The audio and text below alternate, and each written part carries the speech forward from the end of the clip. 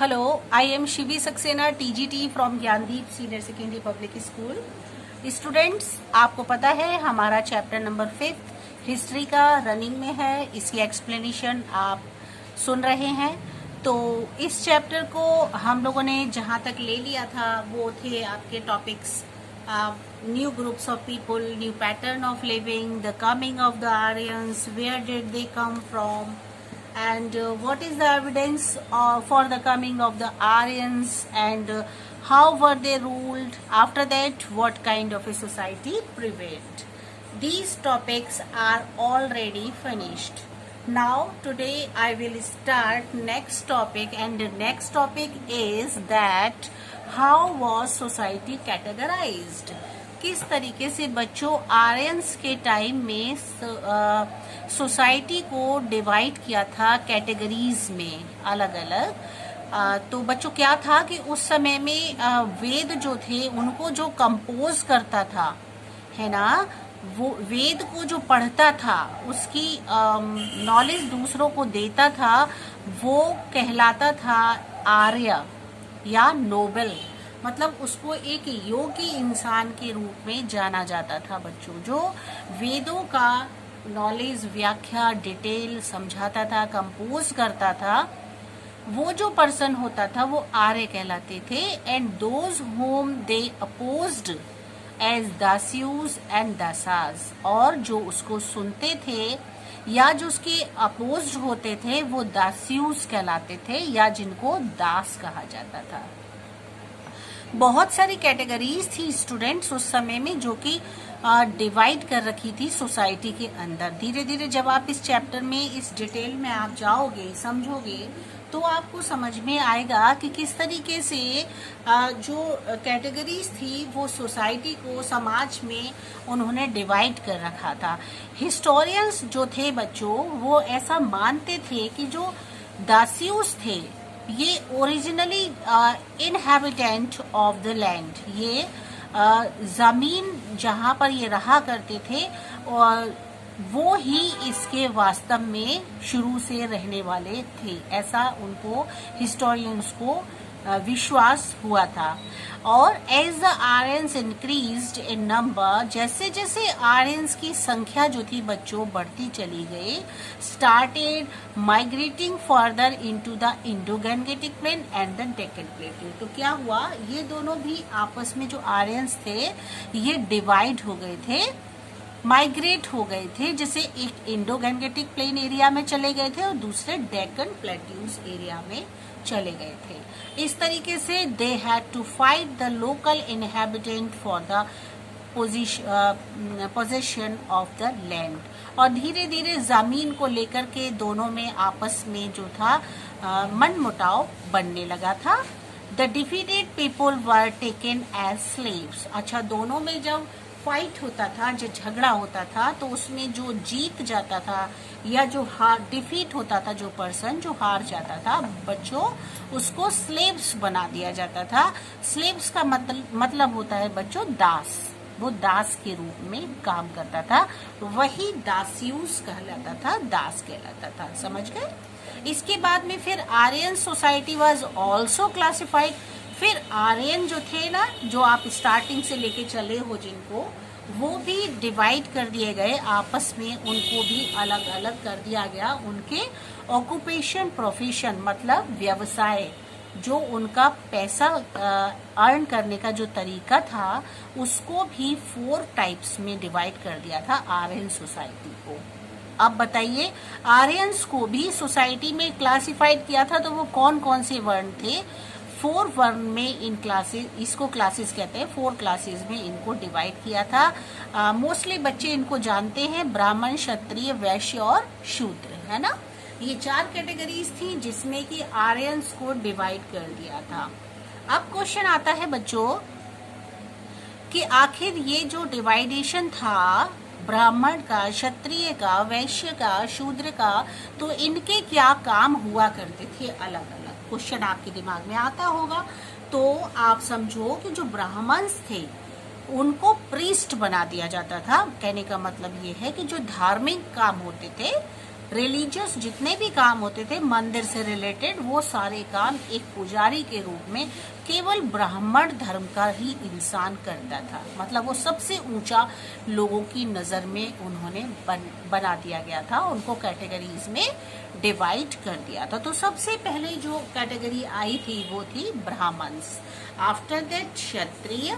क्षत्रिय जो थे वो रूलर्स कहलाते थे, मतलब जो शासन करता है, जो रूल चलाता है, वॉरियर होता है, योद्धा के रूप में भी क्षत्रिय काम किया करते थे। तो इस तरह से बच्चों लोगों की कैटेगरी को, आर्यंस की कैटेगरी को भी समाज ने डिवाइड कर दिया था। ब्राह्मण सबसे ऊपर समझे जाते थे, उसके बाद क्षत्रिय आते थे जो कि सेनाओं में युद्ध का काम करते थे, क्षत्रिय के रूप में, वॉरियर्स के रूप में, रूलर्स के रूप में काम करते थे। इसके बाद बच्चों एक कास्ट बना दी उन्होंने, वो थी वैश्य। वैश्य जो थे वो ट्रेडर्स का काम करते थे, कल्टीवेटर का काम करते थे, स्किल्ड वर्क करते थे। इस तरीके के काम जो होते थे वो वैश्यों को दिए जाने लगे। वैश्य धर्म के लोगों को डिवाइड कर दिया, उनको दे दिए। शूद्र 4th नंबर पर बच्चों शूद्र धर्म के लोग थे, जिनको 3 ग्रुप्स में अलग अलग डिवाइड कर दिया गया था, जो कि एकदम ऐसे काम करते थे जो माइनर जॉब्स हुआ करती थी, जैसे कि जूते गांठना है ना, जो कॉबलर का काम होता है, या दूसरों की सेवा करना, दूसरों का ध्यान रखना, ये सारी चीजें मतलब उन्होंने शूद्र धर्म वाले लोगों के लिए बना दी थी। इस तरीके से बच्चों 4 कैटेगरीज में आर्यंस को डिवाइड कर दिया गया था, बांट दिया गया था। फिर देखिए there is a hymn in the Rigveda. हमारे यहाँ एक सबसे बड़ा वेद वो हमारा ऋग्वेद है, जो हमें बताता है कि जो वर्ण डिवाइड कर दिए गए थे वो हेरिडेटरी नहीं थे, कुड बी इंटरचेंज्ड। ये केवल आपस में बनाए हुए, चेंज कर दिए गए हुए बनाए गए थे, ये हेरिडेटरी नहीं थे। हाउएवर फिर भी बहुत समय के बाद ये बहुत डिफिकल्ट हो गया था for people to move out of the varna, के अपने वर्ण से अगर वो मूव करना चाहे, अपने वर्ण को वो ना रखना चाहे, दे बॉर्न इनटू, तो उनको उसी वर्ण में जन्म से जो उनको वर्ण मिला था वही उनको अपनाना पड़ता था, वो उसको नहीं छोड़ सकते थे। ये जो सिस्टम था ये no longer based on one's profession. ये जो सिस्टम था ये प्रोफेशन को लेकर के बहुत लंबे समय तक नहीं चला। It had become hereditary. फिर क्या हुआ, ये हेरिडेटरी बन गया, मतलब जन्म से, जैसे एक शूद्र का बेटा शूद्र ही कहलाएगा, ब्राह्मण का बेटा ब्राह्मण ही कहलाएगा, इस तरीके से डिवाइडेशन होने लगे। फिर क्या था, और लोगों ने इस तरीके से पिरामिड की तरह इसको इमेजिन करना शुरू कर दिया, और जो ब्राह्मण थे वो तो टॉप पर पहुंच गए क्योंकि उनको पुजारी का रूप दे दिया गया, उनको मंदिर के सारे काम जो थे वो ब्राह्मण ही कर सकते हैं। ऐसा माना जाता था कि अगर ब्राह्मणों के अलावा कोई और धर्म का इंसान पूजा करना चाहे या रिलीजियस कोई काम करना चाहे तो कहा जाता था कि भगवान अप्रसन्न हो जाते हैं, केवल ये ब्राह्मणों का ही काम है, वही करेंगे। पहले तो उनको मंदिर में घुसने ही नहीं दिया जाता था। बहुत ज्यादा रूढ़िवादी लोग थे उस समय में और बहुत ज्यादा कट्टरपंथी। तो ब्राह्मण्स जो थे वो टॉप पर पहुंचा दिए गए, उनको सबसे ज्यादा ऊंचा माना जाने लगा। दे held high position because they were necessary of conducting all rituals, क्योंकि वो सबसे ज्यादा ऊंची पोजीशन पर माने जाते थे, क्योंकि उनके जितने भी रिचुअल्स थे, नियम थे, कानून थे, वो बहुत आवश्यकता के अनुसार लोगों को मानने ही होते थे। Next in importance were for Kshatriyas और द वॉरियर्स। उसके अलावा क्षत्रिय और जो वॉरियर्स थे उनकी भी इम्पोर्टेंस थी, क्योंकि बच्चों शुरू से ही आप देख रहे हो अपने हिस्ट्री में कि जितने भी रूलर्स हुए हैं सभी ने युद्ध किए हैं और बिना क्षत्रियों के, बिना वॉरियर्स के युद्ध तो पॉसिबल नहीं है, तो उनकी भी इम्पोर्टेंस वहां तक बनी रही। By requiring more lands they had become powerful. जैसे जैसे जरूरत पड़ी जमीन की वो बहुत ज्यादा पावरफुल होते चले गए। फिर the Vysya were next of pyramid. इसके बाद जो वैश्य थे, वैश्य जो थे वो उसके बाद अगले पिरामिड के रूप में तैयार हुए, है ना। 3rd नंबर पर आपका वैश्य ही आता है, तो वो नेक्स्ट उसमें आ गए। They had become wealthy and powerful due to their trading activities. वो अपनी एक्टिविटीज को बहुत पावरफुल तरीके से, वेल्दी तरीके से करने लगे और उनका ट्रेडिंग एक्टिविटीज जो थी वो बहुत अच्छी मानी जाने लगी। At the bottom of the pyramid, और जो बॉटम था पिरामिड का, एक पिरामिड को बनाया उन्होंने, मतलब उन्होंने एक पिरामिड जैसा बना करके उसमें चारों जो 4 डिवाइडेशन थे इसको उन्होंने दिखाया है। और बॉटम जो था पिरामिड में वो था शूद्रों के लिए, मतलब जो चरणों में जो काम करना है, मतलब पैरों को धोना, उनके जूते सही करना, उनको ठीक से रखना, व्यवस्थित करना, ये सारे काम शूद्रों के कर दिए गए। इस तरीके से 4 कैटेगरीज में डिवाइड कर दिया गया आर्यंस को। तो आगे चल के जो समाज था और जो सोसाइटी थी वो बहुत ज्यादा खराब होने लगी और लोगों को डिवाइडेशन से बहुत सारी प्रॉब्लम्स भी आने लगी। ठीक है, इसके बाद नेक्स्ट है व्हाट वाज देयर ऑक्यूपेशन। उनका क्या व्यवसाय था, ये भी क्वेश्चन बहुत अच्छा है। तो देखो, जो आर्यंस थे उनकी लाइफ बहुत सिंपल थी, वो सिंपल लाइफ को जीते थे। कैटल रेयरिंग, एग्रीकल्चर जो था उनका मेन रूप से ऑक्यूपेशन था, है ना। ये आप शुरू से देख रहे हो कि एग्रीकल्चर करना, कृषि करना, कैटल रेयरिंग करना, ये सारी चीजें उन्होंने अपने व्यवसाय के रूप में अपनाई हुई थी, मतलब वो इससे मनी को अर्न करते थे।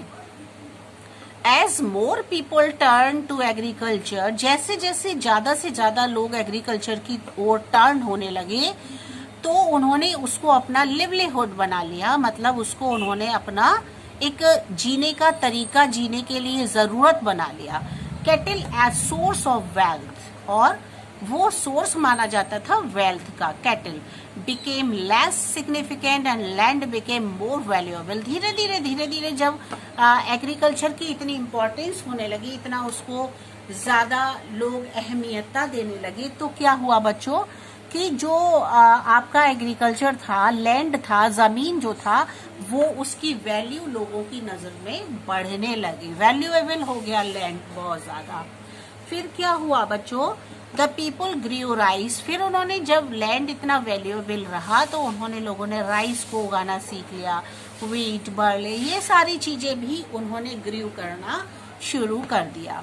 फिर देखिए, पीपल ऑल्सो वर्क, और लोग जो थे वो और भी दूसरे काम करने लगे, जैसे कि पॉटरी बनाते थे, वीवर्स थे, मतलब जुलाहे, कारपेंटर्स, चैरियट मार्केट मेकर्स, इस तरीके से बहुत सारी चीजें, अदर एक्टिविटीज भी लोग एक ऑक्यूपेशन के रूप में करने लगे। उसके बाद barter system was in practice, barter system भी प्रैक्टिस में आने लगा। अब आपके लिए ये बार्टर सिस्टम थोड़ा सा नया वर्ड है, आप शायद ना समझ पाओ, तो मैं आपको बताती हूँ। हम लोग क्या करते हैं बच्चों, ज्यादातर मार्केट जाते हैं तो हम मनी लेके जाते हैं ना, नोट लेके जाते हैं, सिक्के लेके जाते हैं और उससे हम सामान परचेज करके लाते हैं। लेकिन वो तो सिंपल मार्केटिंग हो गई। लेकिन बार्टर सिस्टम क्या होता है, जैसे फॉर एग्जाम्पल आपके पास कुछ सामान है, राइस है आपके पास, 5 kg आपके पास राइस है ना, और वो 5 kg राइस आपका 10 रुपीज kg मिल रहा है, मतलब 10 रुपए किलो से आप 5 किलो राइस मार्केट में लेके जाते हो, वो 50 रुपीज के हैं। तो आप 50 रुपीज जो है, आप उन 50 रुपीज के बदले में आप मार्केट से कोई चीज लेना चाहते हो, जैसे आपको गेहूं चाहिए तो आप व्हीट को ले लोगे और वापस कर दोगे उसको, वो जो आपके पास राइस है, मतलब गुड्स के बदले गुड्स को ले लेना, वो बार्टर सिस्टम कहलाता है। क्लियर है आप ही को? इस तरीके से ये बार्टर सिस्टम होता है।